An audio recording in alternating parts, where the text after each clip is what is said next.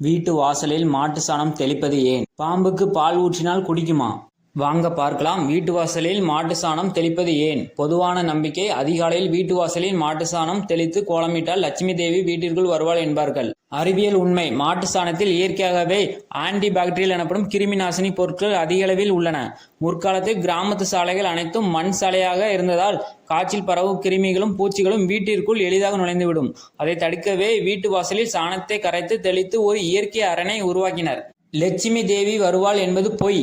கிருமிகள் மற்றும் பூச்சிகள் வீட்டிற்குள் வராமல் தடுக்கும் கிருமி நாசினி என்பது உண்மை. பாம்புக்கு பால் ஊற்றினால் குடிக்குமா?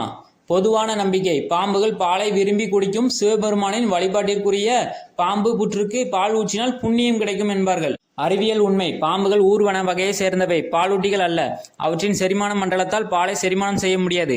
பாம்பு பிடிப்பவர்கள் பாம்புகளை பல நாட்கள் கூண்டில் அடைத்து தண்ணீர் தராமல் பட்டினி போடுவார்கள். இதனால் கடுமையான தாகத்தில் இருக்கும் பாம்பு உயிர் பிழைப்பதற்காக வேறு வழியின்றி பாலை குடிக்கும். அப்படி பாலை குடிப்பதால் அதன் நுரையீரலில் தொற்று ஏற்பட்டு சில நாட்களிலேயே அது இறந்துவிடும்.